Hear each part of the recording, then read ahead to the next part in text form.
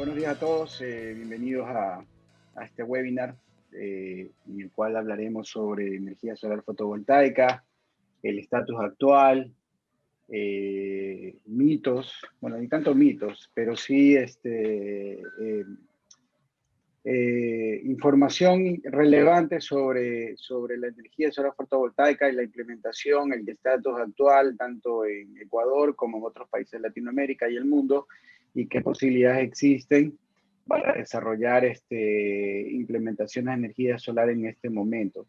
Hemos invitado a dos expertos en el tema que vienen trabajando en energía solar hace algunos años. Uno de ellos es Edgar Landívar, que incursiona no solamente en temas de energía solar, sino también en temas de desarrollo de software, comunicaciones, Internet de las cosas. Para quienes son asiduos participantes de los webinars que hace Open Directo, ya lo habrán visto a Edgar en los webinars del proyecto Ubox, ¿no? También hemos invitado a Rainer Durango, que es parte de la empresa Sensor.es, también un experto en la parte de implementación de energías solares, haciendo proyectos desde hace algunos años ya aquí en Ecuador, y ambos nos van a dar una visión sobre la experiencia que tienen y hacia dónde está yendo este sector.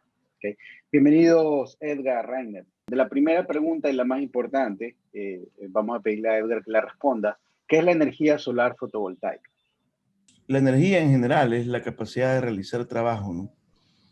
Entonces, la energía solar es aquella energía que viene del sol. El término fotovoltaico quiere decir básicamente una tecnología que nos permite hacer una transformación de esa energía solar a energía eléctrica a través de diversos materiales que presentan estas propiedades, entre ellos el más conocido, el silicio, que es lo que mayoritariamente se usa, aunque bueno, se prevé que aparezcan en la oferta materiales nuevos en futuras generaciones de componentes activos fotovoltaicos, ¿no? Entonces, en general es poder convertir esa energía del sol en energía eléctrica. ¿Qué es lo que se puede hacer actualmente? Mucha gente habla de la energía solar y un término común es muy caro. ¿Qué tan cierto es esto? Lo dejo para que cualquiera de los dos responda. Bueno, realmente, Paul, el tema caro ya ha cambiado ese tema, porque entre el año 2009 y 2016 aproximadamente el precio comenzó a bajar totalmente de lo que es precio de fabricación de energía de los paneles solares, que era lo obvio, lo costoso. En la actualidad, el precio es muy asequible aquí en Ecuador.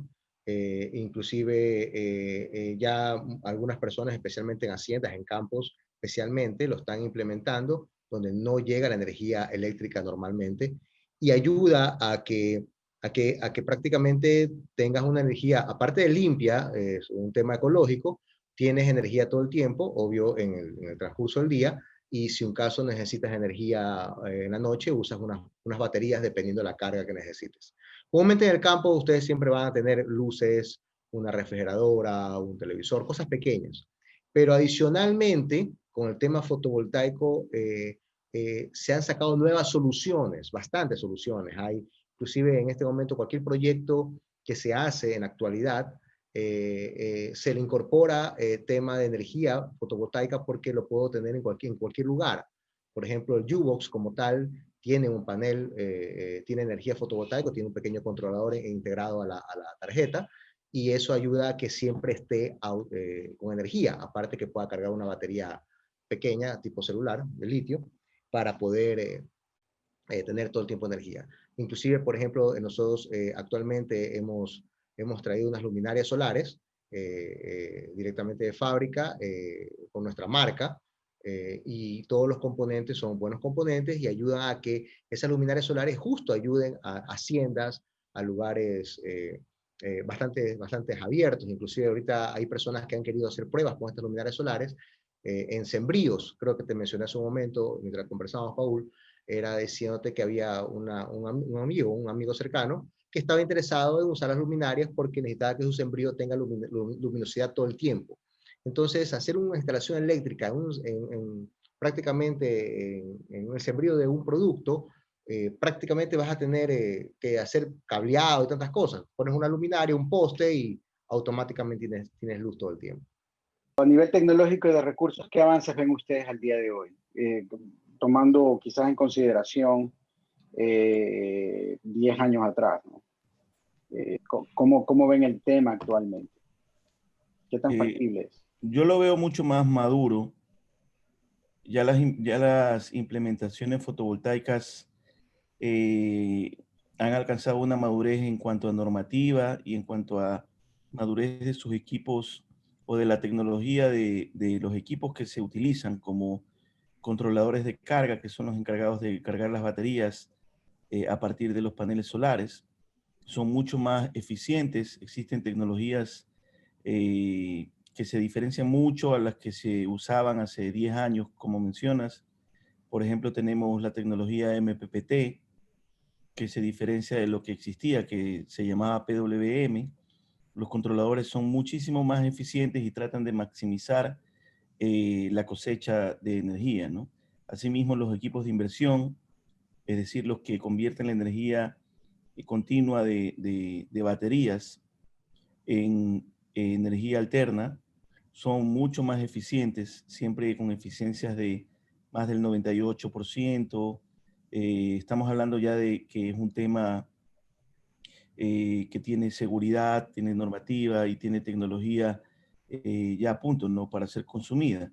De hecho, el boom de la energía solar se ha vivido y se está viviendo, y muchos negocios más están migrando a este tipo de energía que es más limpia y más conveniente. Nos permite también independizarnos del gobierno hasta cierto punto, por decirlo de algún modo, lo cual nos da cierta autonomía y en muchos casos nos permite ahorrar, inclusive con los precios que tenemos hoy en día, ¿no?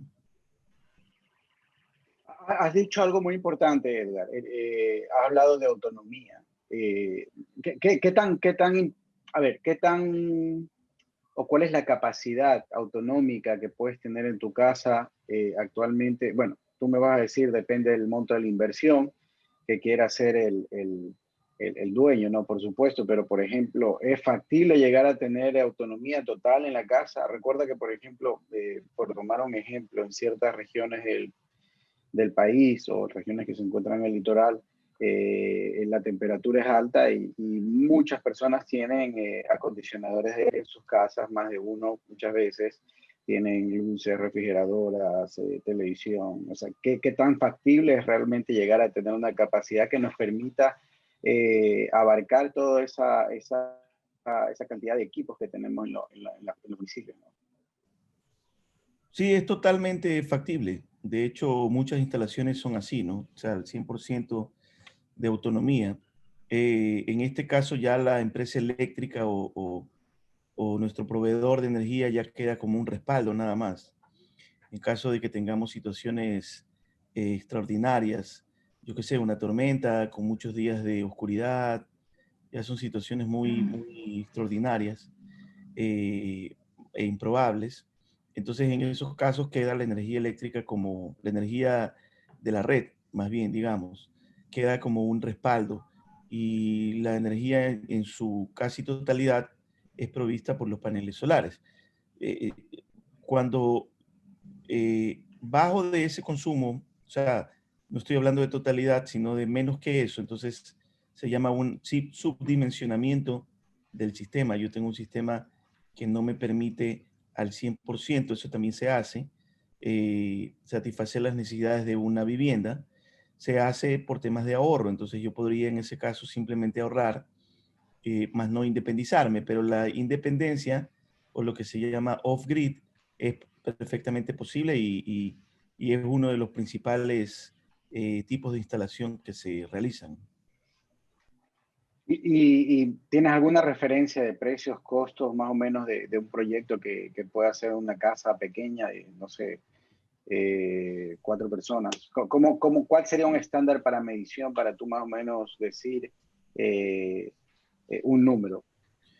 Hay soluciones desde muy baratas para casas muy chicas también, ¿no? Que pueden ir desde los $3,000. Y ya una casa grande, hay diferentes tipos de casas grandes, ¿no? Hay casas que consumen muchísima energía, varios miles de kilovatios hora de energía al mes.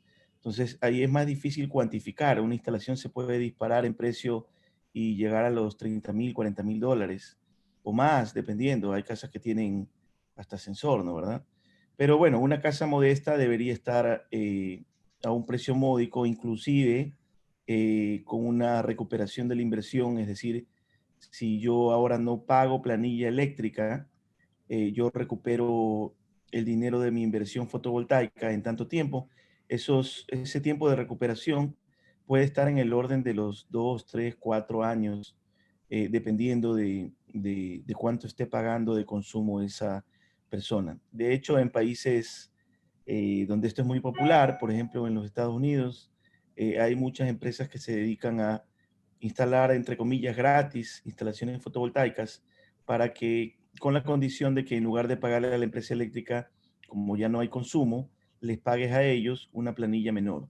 Entonces, de hecho, se constituye un negocio muchas veces para estas empresas, y eso es una prueba de que es posible estar debajo de lo que la empresa eléctrica te factura. Es una realidad en muchos países, también acá en Ecuador, donde estamos nosotros.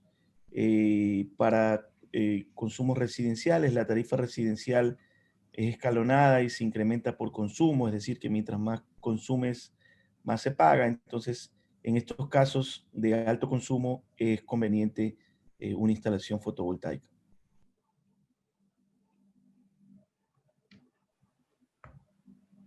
Me salta una pregunta de lo que acabas de contestar. ¿Qué tan acabas de mencionar que hay empresas, como ejemplo, en Estados Unidos, que te venden el servicio de alguna manera, ya se convierten de alguna manera en el proveedor del servicio de energía eléctrica a través de la dotación de equipos y la implementación de equipos para energía solar?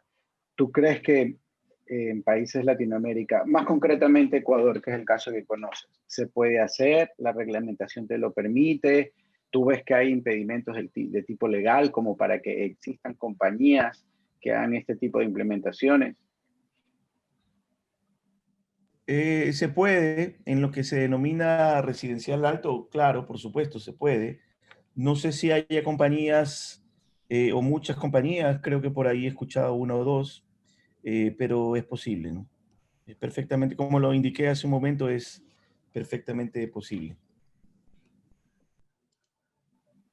Perfecto. Rainer, danos tus comentarios también con respecto a este tema. Sí, vamos a ver. Sí, acotando a lo que estaba hablando Edgar, claro, en el tema de proyectos, en el tema de proyectos fotovoltaicos, uno de los pormenores que hay que tomar en cuenta bastante es el tema del pliego tarifario, algo que inclusive se ha estado conversando ahora último y no se ha podido, o sea, se piensa que se puede hacer, obvio, a instalaciones fotovoltaicas en la cual yo puedo tener mi retorno de inversión, está bien, pero el detalle es que en el mercado se está teniendo una perspectiva de que yo puedo implementar fotovoltaico. Ya mismo voy a pasar una pequeña presentación donde tengo esa información. No sé si me puedes dar chance ya mismo, Paul. Entonces, para mostrar, inclusive capturé parte del documento de Arconel, donde te da el precio, te da el costo por kilovatio hora en lo que es residencial, puntualmente, y para hacer una comparación con lo que más o menos está en el mercado, el precio fotovoltaico. Entonces, uno de los detalles con este tema es, perdón, perfecto, voy a... Aquí está, esta es la parte que quiero mostrar, ¿sí? Entonces, cuando nosotros hacemos una implementación fotovoltaica, una de las cosas es que he escuchado comentarios de personas que dicen, lo que dijiste en inicio, es muy caro.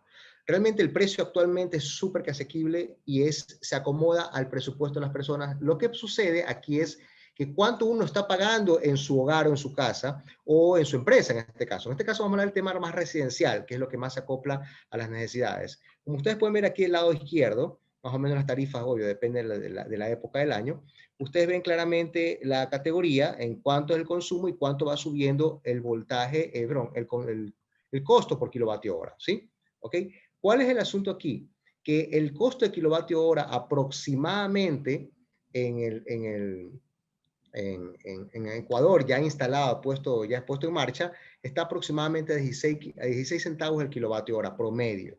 Entonces, si se dan cuenta, las personas que consumen menos de 1000 kilovatios, prácticamente lo que harían es tratar de poder usar el servicio de fotovoltaico es para salir de ese rango de pliego tarifario donde le está costando mucho dinero.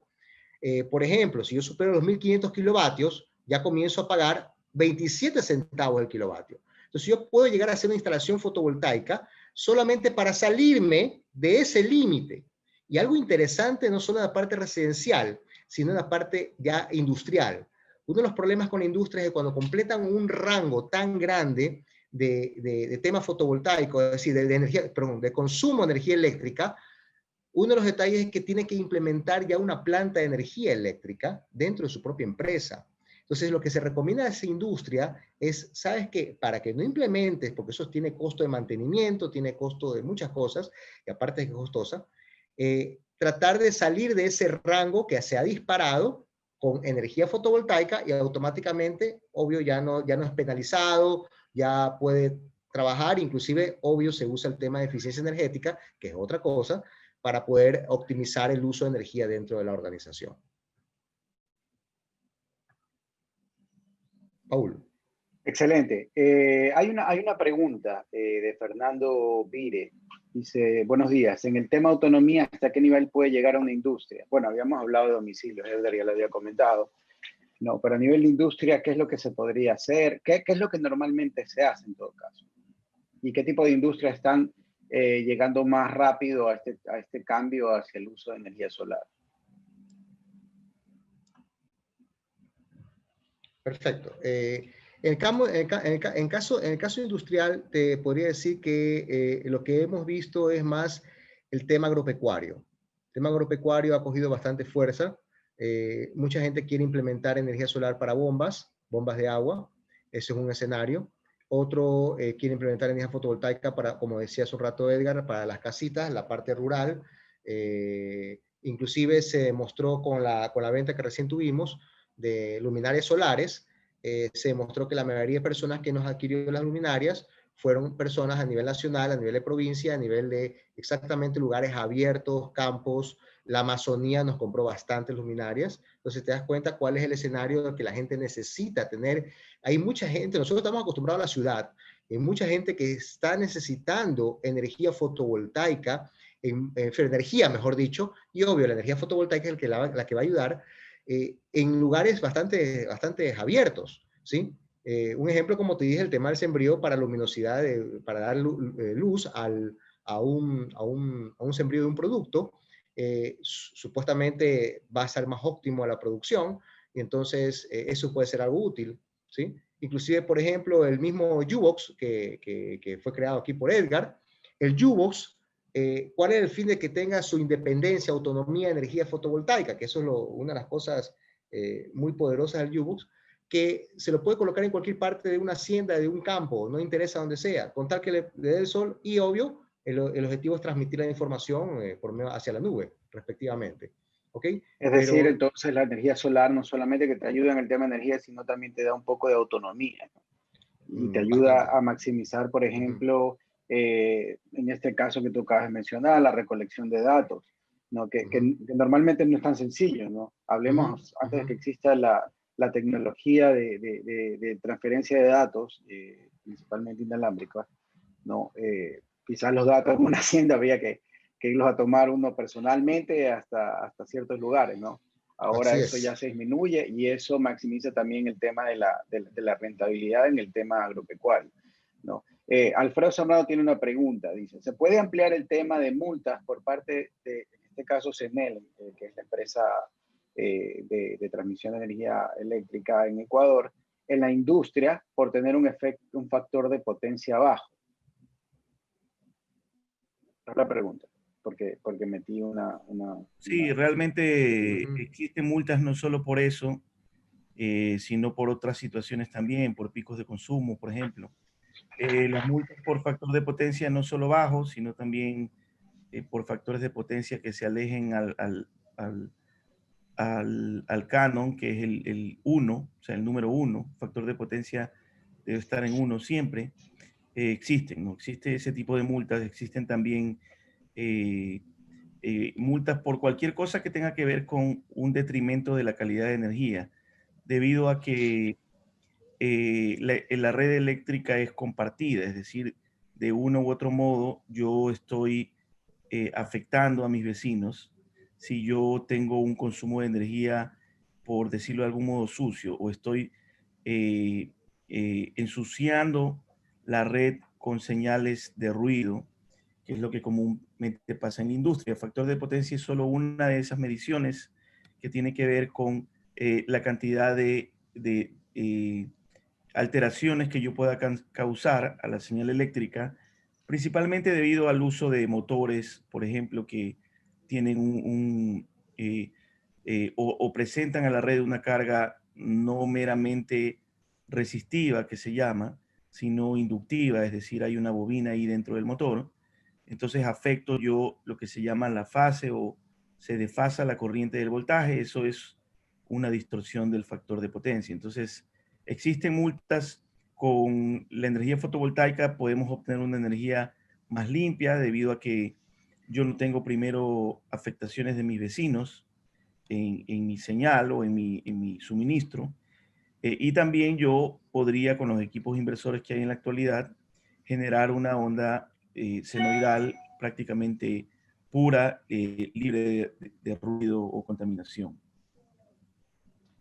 Excelente. Hay una pregunta de Daniel Leal. Nos dice, siempre el mayor costo fueron las celdas, pero los packs de baterías de calidad tienen un costo de 1/3 o mucho más de la implementación y hay que prever un reemplazo cada 3 o 4 años, que esto hace que los clientes duden mucho, menciona.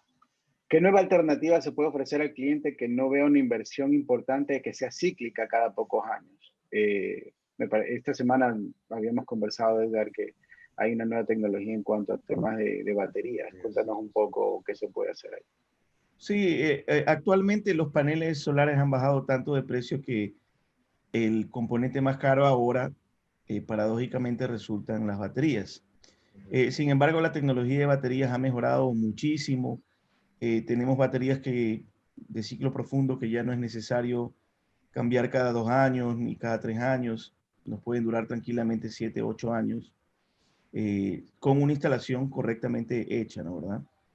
Si hago una instalación mal hecha donde están subdimensionadas las baterías y estas baterías se tienen que descargar lo que se llama una descarga profunda, es decir, más del 50%, entonces yo estoy afectando la vida útil de la batería. Eso es una instalación mal hecha.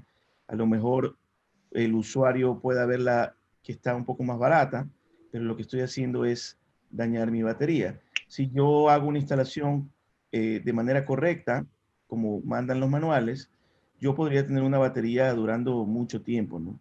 7, 8 años antes de pensar en reemplazarla. No es que la batería se daña y ya no sirve más, sino que su capacidad de acumulación de energía va disminuyendo progresivamente, igual como pasa con un celular o con un vehículo eléctrico, exactamente igual. Entonces, no es que yo tenga que hacer un cambio obligado de golpe, sino que yo puedo ir reemplazando o haciendo un plan de reemplazo con el debido tiempo de anticipación. No, no es algo que pasa de un día para otro. Entiendo. Una nueva pregunta y comentario de Alfredo nuevamente. Dice, es decir, la energía solar ayuda a tener un factor de potencia cercano a 1 y tener energía limpia. En muchos casos el equipo inversor ayuda, pero depende de la carga. Entonces, no estamos totalmente libres de que el usuario quiera poner una carga, o sea, si no corrige el tema de sus motores o sus equipos industriales, no hay mucho que se pueda hacer, ¿no? Entonces, lo que se acompaña es de soluciones que tradicionalmente se han usado en la industria, como por ejemplo banco de capacitores, con entrada automática, y lo que sí hace el equipo inversor muchas veces es tratar de corregir problemas de factor de potencia en cierta medida, pero si es que esta medida es excesiva, ya hay que utilizar esquemas de corrección de factor de potencia que son conocidos en la industria desde hace mucho tiempo. Excelente. Otra pregunta. Entiendo que, por ejemplo, en el caso de la energía solar, cuando usas paneles solares, incide mucho el nivel de radiación que recibe el panel y el lugar en el que se coloca, puntualmente en qué parte del planeta, ¿no? ¿Puedes hablar un poco más al respecto? Ecuador creo que es un lugar ideal porque está en el centro y recibe una alta radiación. ¿O cómo podías explicar este tema? Sí, Bueno, no sé si... ya, sigue, sigue, Edgar, No, disculpa. justo iba a decir, no sé si lo puede abordar Rainer. Sí, sí, gracias, Edgar. Sí, el tema Adelante, aquí se Reina. maneja con lo que es el HSP, la hora solar pico. ¿Sí? Esta hora solar pico es la que nos ayuda a nosotros a poder, saber cómo es el nivel de radiación según el sector o la zona. ¿Sí? En este caso, en Ecuador, Ecuador es un país ideal, estamos en la mitad del planeta. Inclusive puse varios ejemplos ahí de parques solares al final de la diapositiva, de parques solares a nivel mundial, y la mayoría de parques solares están en la India.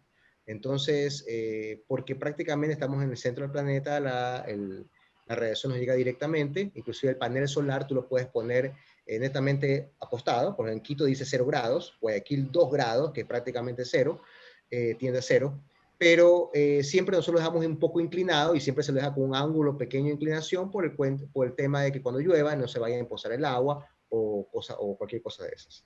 Estamos hablando Entonces, exclusivamente del ángulo en el cual se coloca el panel, ¿correcto? claro, claro, prácticamente se coloca dentro de una base, obvio, una estructura de aluminio, por ejemplo, y lo que se hace es colocar los paneles en string, que se le dice, string de varios paneles según la carga que estamos suministrando, ¿sí? Y obvio, hacer la conexión respectiva, como dijo Edgar hace un momento, tenemos que hacer una buena conexión, especialmente con las baterías también, porque tenemos que, obvio, para que dure y sea optimizado todo el uso de energía.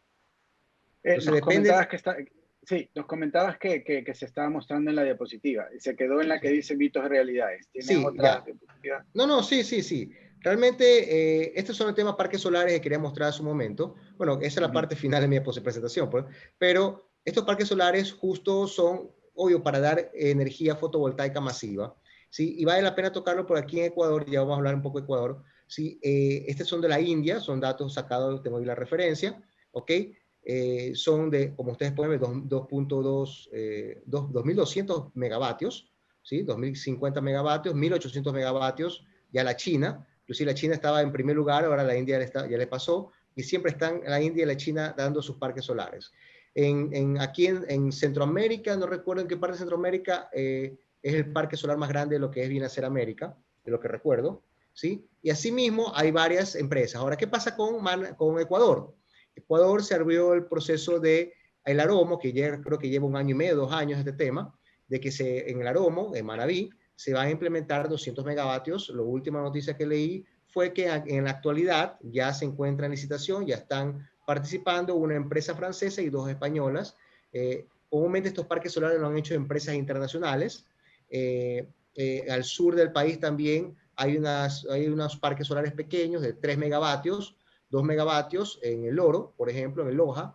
Entonces ya Ecuador se está entrando y Ecuador debería aprovechar todas estas áreas que son idóneas para poder colocar energía fotovoltaica, ¿sí? Y una de las cosas que hay que evitar es evitar que al panel solar le vaya a caer una hoja de un árbol o cosas por el estilo, estar totalmente un poco abierto a ese tema de cualquier basura o algo, porque si no, obvio puede haber un problema en el panel solar. Una pregunta con respecto a eso, y Rommel Carrillo añade también un comentario en el chat, dice ceniza. Y aquí viene una pregunta de mi parte. También he interactuado un poco con temas a nivel de clientes que están buscando soluciones de energía solar.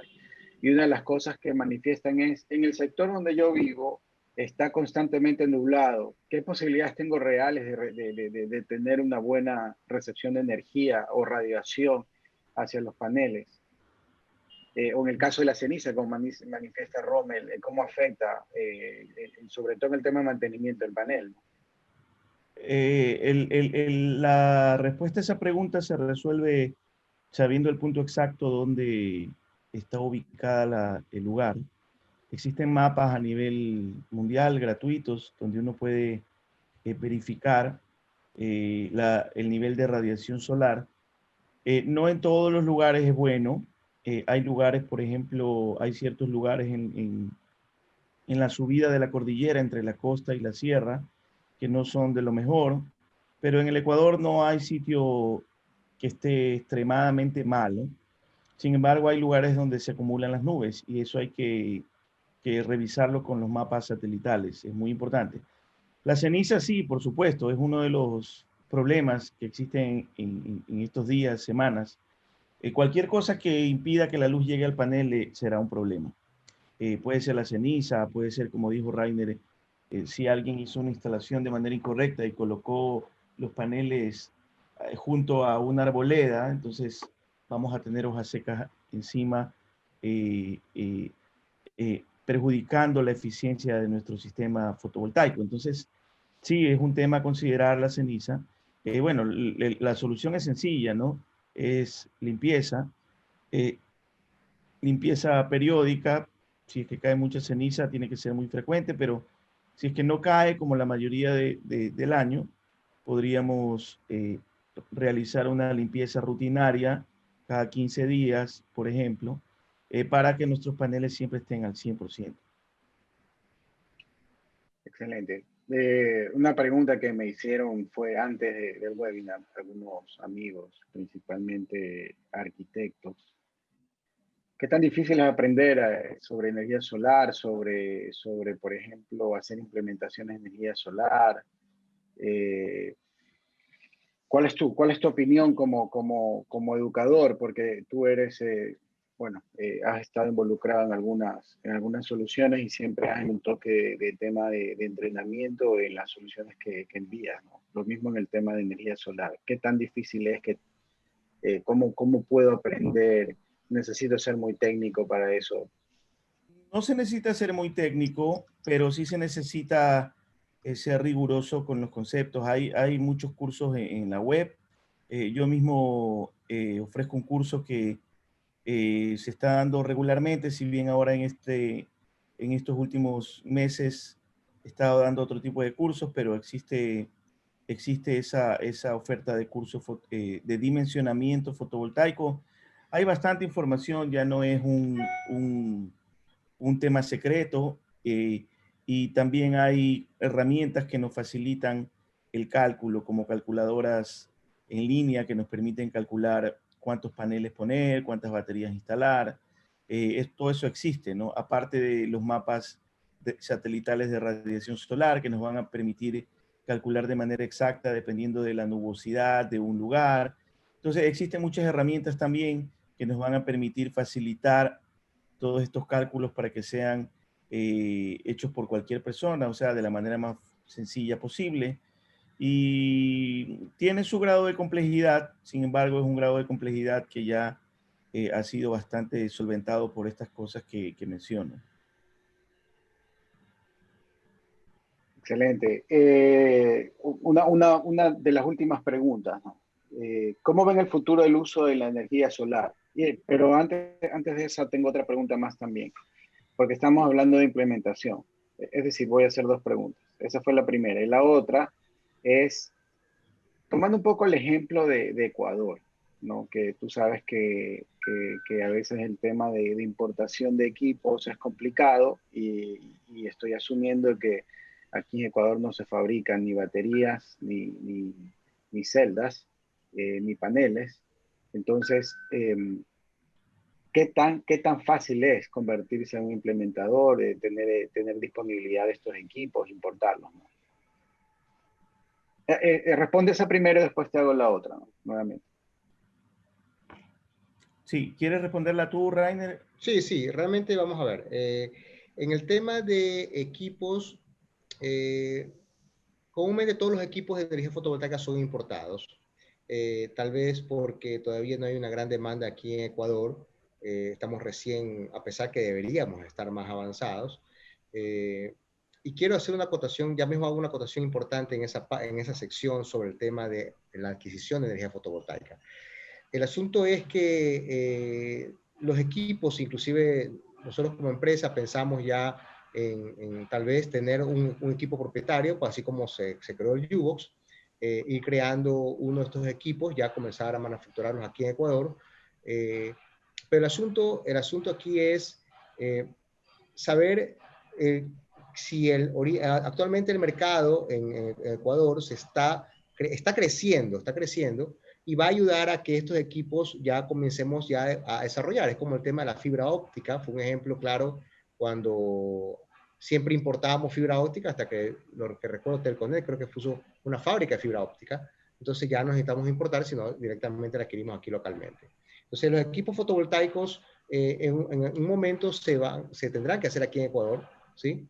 Pero va a depender, a mi parecer, de la demanda que esté creciendo, porque de todas maneras nosotros importamos esto, hay los aranceles, y podremos inclusive, como nosotros como marca, Sensor, nosotros nuestras luminarias que traemos vienen con nuestra marca Sensor, entonces así mismo iremos creando y produciendo respectivamente. Perfecto. Ustedes que están muy cerca del tema educativo, aquí, ¿hay alguna universidad en la región que ofrezca algún programa con respecto a tecnología no hablemos solo de energía solar, sino energías limpias en general? ¿Cómo están las universidades con respecto a eso? ¿Ya están tratando de introducir algo o no? Bueno, por mi lado, más que carrera de energía fotovoltaica o energías renovables, mejor dicho, por sería energías renovables, por ejemplo, en ESPOL está un grupo de investigación de energías renovables, lo maneja la Facultad de Mecánica, está liderado por el ingeniero Soriano, el doctor Soriano. Hay grupos, yo lo que he visto más ha sido más maestrías, energías renovables, pero internacionales. Locales, no sé si hay otra universidad que lo esté haciendo, pero SPOL, lo único que sé es que sí tiene su grupo, y hay otro grupo también, ASRAE, un grupo de investigación sobre energías renovables. Entonces, eso es bueno porque impulsa al tema de investigar y poder seguir creando. Y quiero aprovechar a acotar, porque ayer tuve una reunión, ¿sí? En donde asistí, vi unos proyectos de vinculación con la sociedad de las universidades, específicamente la SPOL, y me enteraba de que había un proyecto que estaban haciendo para un bosque protector. Era un proyecto de un kiosco virtual, donde ponían obvio una pantalla táctil y tú podías seleccionar y escuchar los sonidos de los pajaritos y según el hábitat donde te encontrabas. Entonces, lo interesante de eso, como así, como el parque histórico. Pero, ¿qué es lo que sucede? Que cómo alimentas ese kiosco en medio de la selva, en medio del camino, del bosque. Entonces, ellos habían usado energía fotovoltaica para poder alimentar a ese kiosco virtual. Entonces, a eso se refiere con este tipo de soluciones que la universidad, lo que es la academia, mejor dicho, la academia está colaborando. También otro que puedo hablar es el CIDIS, los que conozco más cercanos, Paul CIDIS, también ellos, todos los proyectos que hacen, lo están haciendo relacionados a temas fotovoltaicos. Cuando necesitan energía, van con el tema fotovoltaico. Sí, siempre andan trabajando con ese tipo de energía.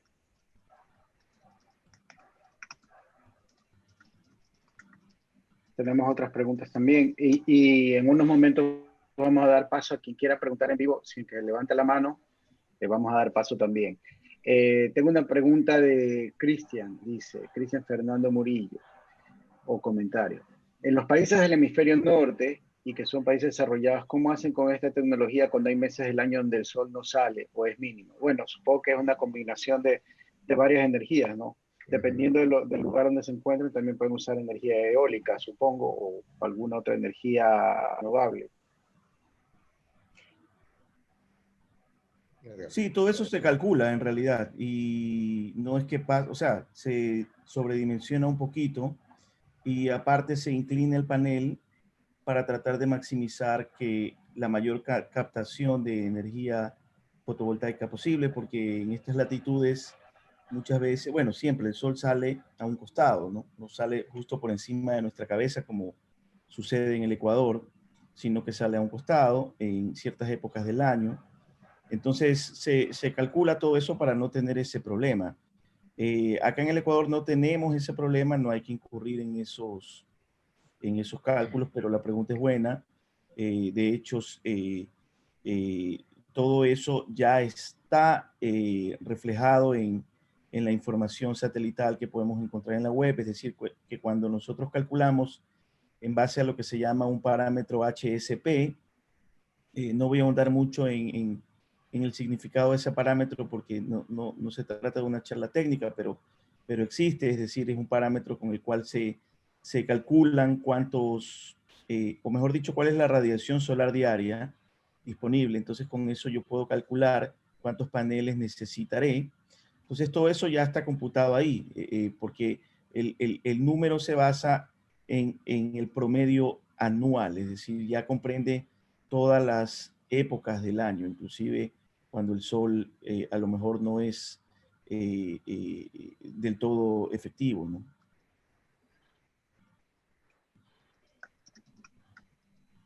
Perfecto. Hay otra pregunta que me parece muy interesante. Indica Oscar Niño, pregunta. ¿Para desarrollar este tipo de soluciones se necesita tener una licencia o algún permiso gubernamental? Actualmente no, en Ecuador. En otros países depende de cada país, seguramente hay. Acá se está trabajando en la normativa, actualmente no se necesita más allá de los permisos, obviamente, que hay que tener desde el punto de vista eléctrico, ¿no? Es decir, en esencia termina siendo una instalación eléctrica donde los profesionales eléctricos tienen su ámbito de profesión, ¿no? Entonces, sí, eso, pero en cuanto a tener una certificación solar, aún no he visto eso. Entiendo que se está normando y puedo hablar eso en relación a Ecuador, básicamente. Tu opinión correcta al tema. Las normativas siempre son buenas, pero Sí, ¿no las crees que añade normativas, un poco de burocracia también en el tema y dificultades después? Algo que sí pareciera sencillo de hacer. puede ser, pero bueno, hay que correr el riesgo porque al ser una instalación eléctrica, tarde o temprano termina teniendo un tema de seguridad ahí que es importante. Yo pongo como ejemplo, las instalaciones nuestras siempre tienen protecciones de sobrevoltaje, siempre.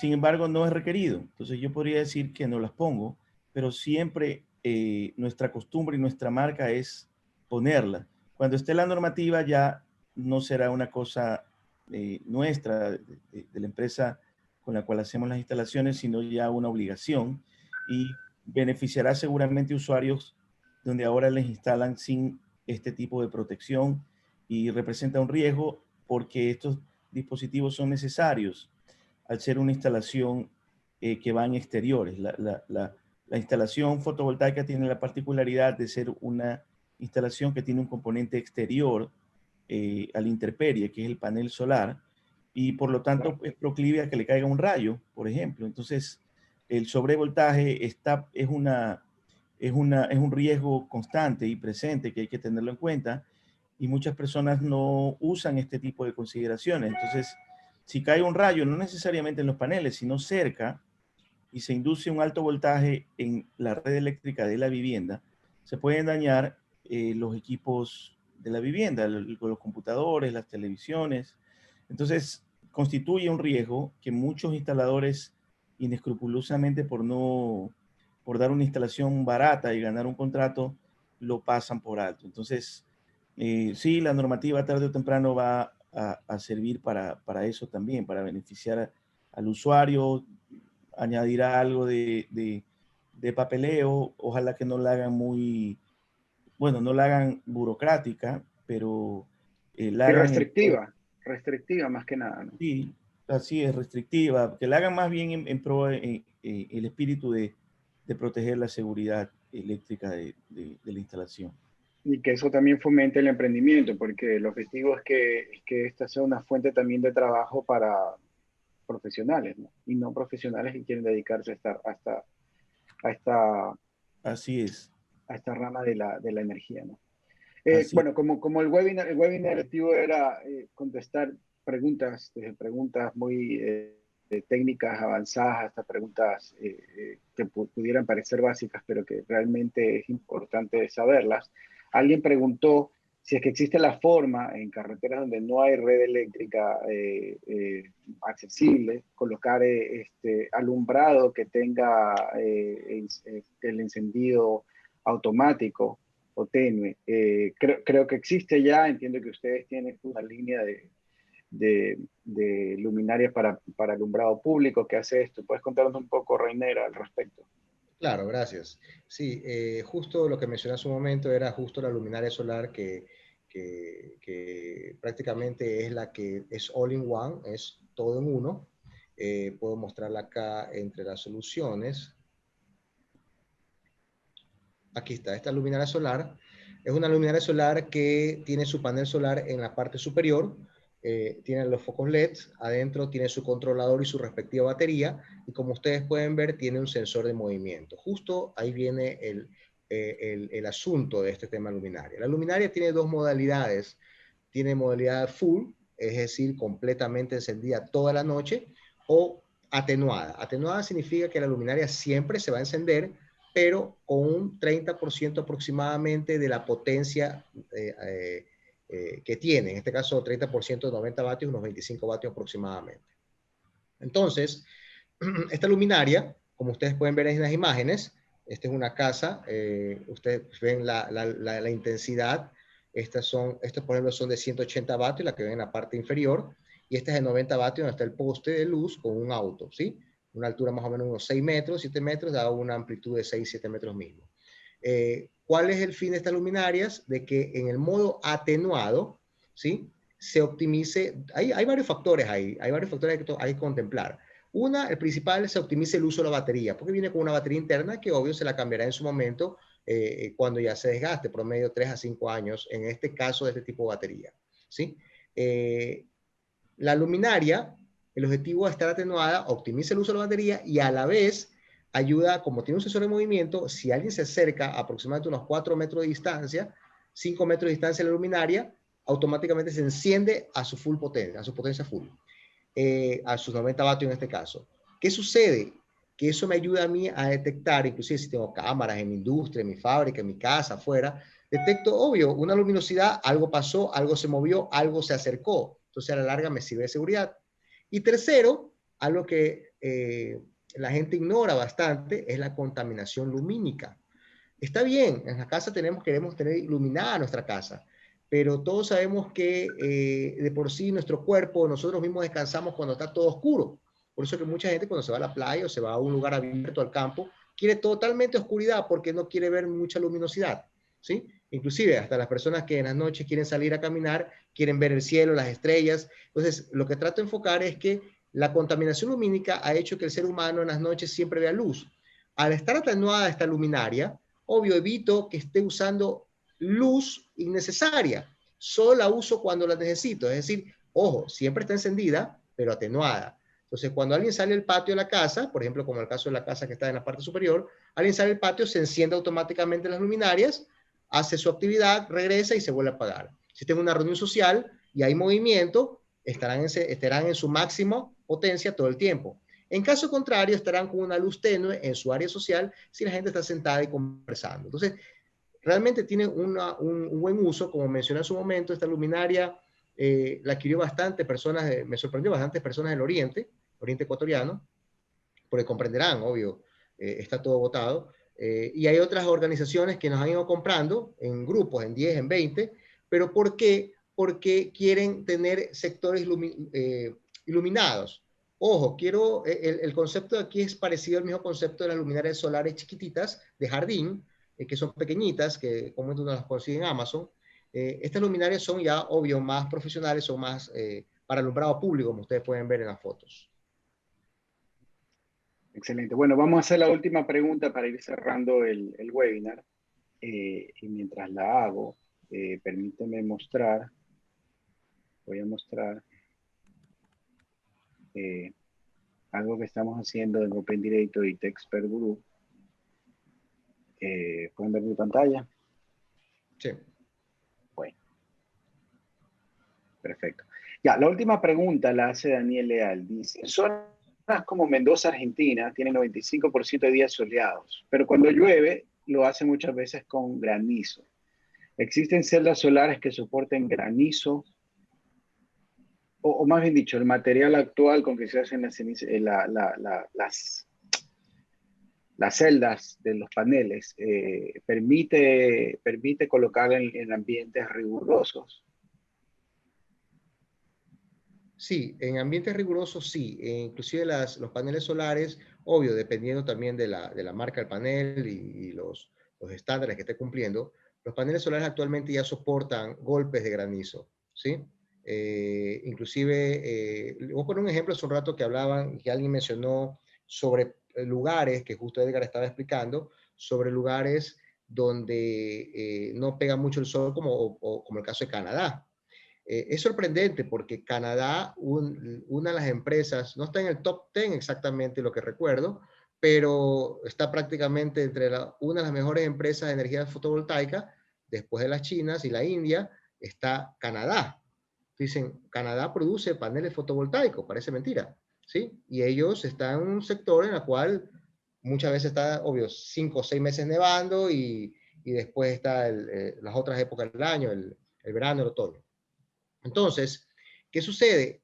Que ahí hay dos cosas de acotar. Una, lo que decía Edgar hace un rato, se los reubica la posición del sol, inclusive hay unas máquinas que se mueven, que una vez alguien me comentó eso aquí en Ecuador, que quería tener esa máquina para que se mueva según la ubicación del sol. Digo, no es necesario de Ecuador. En Ecuador estamos directamente en la energía solar. Y segundo, en el tema de en el tema granizo, Canadá, como estoy diciendo, es productor y a la vez ellos comúnmente están nevando. Entonces, en ese sentido no hay problema. He visto imágenes de casas en Canadá que lo que hacen es sacar la nieve del panel solar y siguen funcionando. Esa es otra. En el tema nublado, como decía hace un rato Edgar, es verdad, puede bajar un poco el rendimiento, pero sigue funcionando. Hay un mito, y justo yo lo ponía ese mito, que cuando está nublado no hay nada de carga, ¿ya? Y eso es mentira realmente, porque lo que baja es el rendimiento, eso sí, y se valora, si yo sé que ese sector es nublado, entonces voy a valorar un poco más de paneles para obvio nivelar la carga que necesito, ¿sí? Me pareció ver un mensaje por ahí que alguien decía granizo tipo caramelo. Sí, realmente sí, los paneles solares soportan cualquier tipo de granizo. Tal vez habría que corroborar si los que son de pelota de béisbol, que esos son gigantes, que son raros los que existen de esos, ¿sí? Pero comúnmente el granizo normal soporta el panel solar por las tantas capas, son varias capas que tiene el panel solar. Excelente. Bueno, creo que podemos ir concluyendo el webinar. Lo que les estoy mostrando en este momento, bueno, es un curso de entrenamiento en energía fotovoltaica de 2 días. Lo dicta Edgar Landívar, que está aquí con nosotros. Cuéntanos un poco, Edgar, de qué se trata el curso, para quienes puedan estar interesados en participar. Tienes que tener algún conocimiento. ¿Alguien que quiera empezar de cero puede acceder? El curso se divide en 2 días. El primer día vemos dimensionamiento, es decir, cómo calcular la cantidad de paneles y equipos necesarios para una instalación. Y el segundo día ya se ven cosas más propias de la instalación en sí, cómo colocarlo, qué estructuras usar, qué medidas de seguridad y preventivas, equipos de seguridad eléctrica se necesitan, tipos de cable, ese tipo de cosas. Es un curso bastante completo que va desde cero, es decir, desde nociones de electricidad básicas.